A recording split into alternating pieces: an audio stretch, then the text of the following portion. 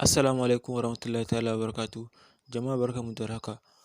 Barkanmu da sake saduwa da wannan channel namu mai albarka na ABK Smart Tech TV. A ci gaba da kawo muku abubuwa da za ku samu kuɗi a online. A yau ma insha Allah mun zo muku da wani abun dogaro wato self reliance, wato yadda za ka fara kasuwancin sayar da data. Advisedly, sayar da data gaskiya abu ne mai amfani idan kana a wuri wanda ke popular, wuri wanda yake misali an san wurin wanda yake outstanding. To gaskiya sayar da data kawai gaskiya ya ishe ka hajinka da sauransu. Don yanzu idan ka je a shaguna inda ake zuwa misali za ka je a siyar maka da data, ka bayar number ka a tura maka, to su ɗin ma da wannan hanyar process ɗin suke amfani da shi su sai a rahusa su siyar a nasu farashin ɗin. Za su sayar a rahusa su siyar a nasu farashin ɗin. Misali yanzu yawanci idan ka je siyan data za ka ji an ce maka 1 gig ana siyarwa 300, 300 naira kenan. 500 MB shi kuma ana siyarwa 200, 200 shi kuma 1 gig shi kuma 300. To yanzu wani kuma idan ka je za ka ji ya ce maka 1 gig 300 naira, sannan 500 MB 150. Haka wannan ya yi times 2 kenan, amma wasu kuma gaskiya ba su cika siyar da 500 MB a matsayin 150 ba. So yanzu hakan nan ta wannan hanya ɗin misali yanzu idan kana da wani ɗan shop ne wanda yake wuri wanda yake popular inda yake al'umma suke, za ka iya wannan kasuwancin. Kana wani kasuwancin ka daban kana sayar da data, za ka directly za ka yanzu kai tsaye za mu nuna muku ta yadda za ka yi wannan abun ne. Amma dan Allah ina neman idan wannan yanzu zuwanka na farko wannan channel namu mai albarka na ABK Smart Tech TV, dan Allah muna neman alfarmanka da ka danna mana subscribe sannan ka danna mana alamar ƙararrawa domin samun sababbin shirye-shiryen da zarar mun ɗora. Mun gode muku masu yi mana subscribes. Yauwa, sannan zan ajiye referral name. Akwai wani username da zan ajiye wato SadiqAbk, ba space za ka sa SadiqAbk. Wannan shine referral username nawa wanda za ka saka wannan idan ka zo register, saboda ni ma za a samu wani subsidy na wannan abun. Yauwa yanzu kai tsaye bari mu je ga tutorial namu ɗin. Yauwa, farko za ka je Play Store ne. Kana shiga Play Store ya buɗe sai ka rubuta kai searching, ka danna saman nan sai kai searching cash data. Cash data gashi nan, cash data. Yauwa gashi nan cash data gashi nan ga iya abun nan, ga iya wanda suka ɗauki application ɗin. Gaskiya yana da muhimmanci sosai saboda ni ma na sha sayan data. Ta wajen ma nake sayan data, duk wani aikace-aikace na wajen nake sayan data a rahusa. Yauwa yanzu ni already na riga na buɗe shi, sannan kai idan ka zo za ka danna install ya yi downloading, bai da nauyi sai ka danna open. In ka danna open, yauwa in ka danna open sai ka ɗan jira. Gashi nan ga wannan shine interior na application ɗin cash data. Yauwa gashi nan kana shiga za su nuna maka gashi nan welcome to cash data. Za ka danna login ne, in already kana da account sai ka yi login, in kuma baka da shi sai ka yi create account. To saman nan za ka sa full name naka, full name naka, nan kuma za ka saka username naka. Yauwa nan kuma za ka sa email naka, email naka. Nan kuma sai ka sa phone number naka.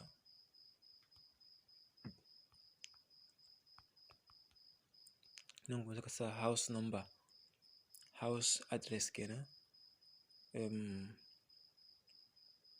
Number 49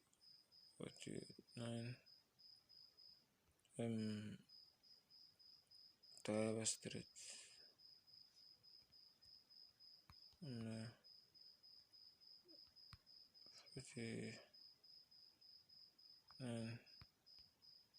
Taraba State. Bari in sa location na da nake a yanzu presently.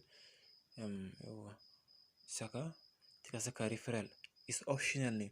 To wajen referral code ɗin nan shine za ka saka wannan username na ɗin, saboda zai zama kamar na invitation naka, zan samu wani subsidy nasu ta wannan application ne. Sai ka saka in ka zo wurin sai ka saka, amma is optional, za ka iya barinsa duk zai, amma is optional. Za ka saka username na kenan, sai ka saka SadiqAbk. Nan kuma sai ka samu strong password mai ƙarfi kenan. Sai ka saka misali, kana saka password ɗin.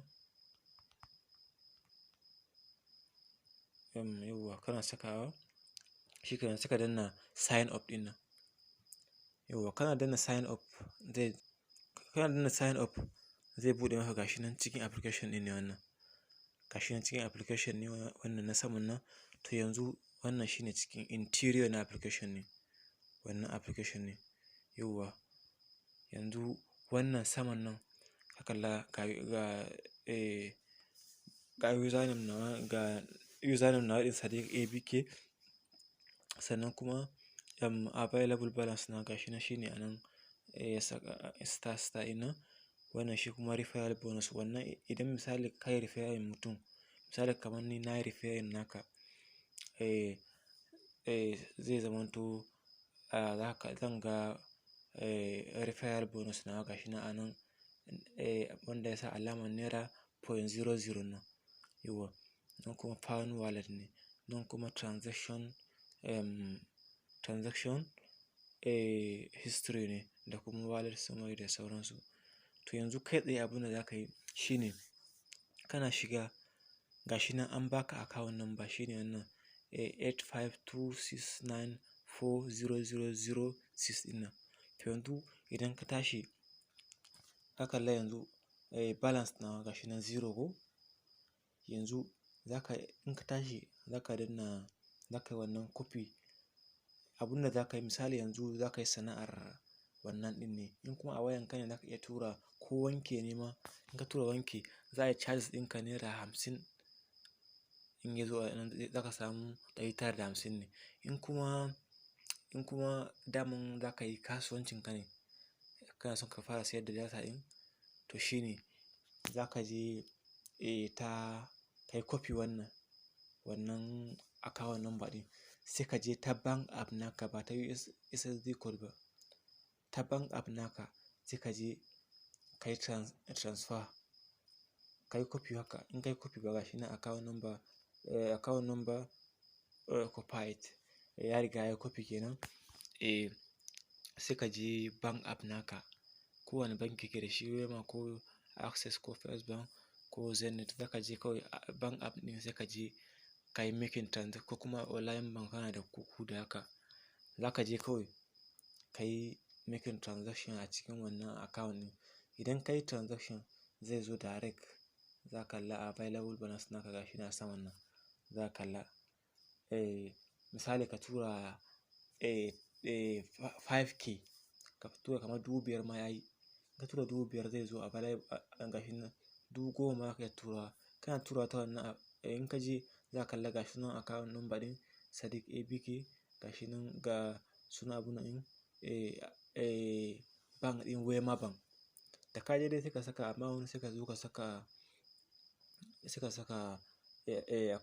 account number, sai ka kalla tabbas sunanka ne gashi nan. Sai ka saka, ka dubi Wema Bank. In ka zo wajen bank ka selecting Wema Bank, ka danna gashi nan account number ɗin ga account name Wema Bank, account name SadiqAbk. Misali a naka fa za ka kalla da sunanka. Ga charge da za a ɗauka kuma in dai ya shigo za a ɗauki charge naira 15 naira charge. To idan ya zo naira 50 kai za a ɗauka kowanne in ka tura. In dai ka tura 50 za a ɗauka ko nawa ne. To sai ka zo nan. Idan available balance naka zai zo nan misali 5,000 a saman nan. A daidai 00 zai zama 5,000. 5k kenan. Sai ka zo ka kalli nan, what would you like to do?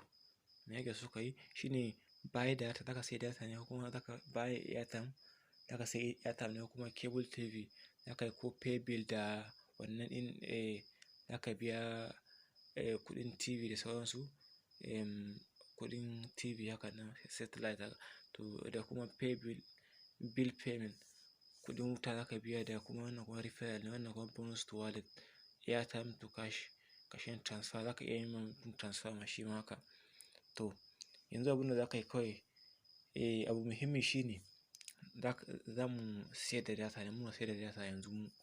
Sai ka shiga wajen buy data nan. In ka zo buy data, farko abunda zaka yi shine nan, sai ka danna nan, sai ka select. In MTN ne sai ka duba MTN ne ko Glo ne ko Airtel ko 9mobile, sai ka danna MTN. Sai ka danna data types ɗin nan, select data types. Idan ka select SME ɗin nan, datan ba zai ƙarfi ba. Idan ka select corporate ɗin nan, datan zai ɗanyi ƙarfi, amma ba zai kai, datan zai fi ƙarfi, zai ƙarfi ya fi SME ɗin nan. Amma SME ba zai kai corporate ba. To corporate shi kuma ba zai kai gifting ba. Gifting ba zai kai gifting ba. To yanzu bari mu choosing SME ka kalla. Sai ka duba data plan ka kalla. A SME za a siyar maka da 500 MB akan 120, kuma zai validating 30 days. Sannan 1 gig za a sayar maka 223, zai validating 30 days. Ka kalla 30 days. Yauwa 2 gig za a sayar maka da shi 446, validating 30 days. 3 gig 669, 30 days. 5 gig 1115, 30 days. 10 gig za a sai da maka shi akan 2230, gashi nan zai validating 30 days. Yauwa to ka kalla, sai ka yi back.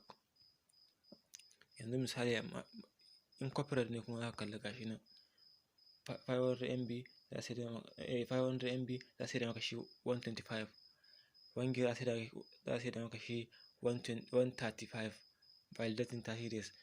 Hakalla instead of hakalla 500 MB instead a can za a sai da maka shi instead of 123 kenan.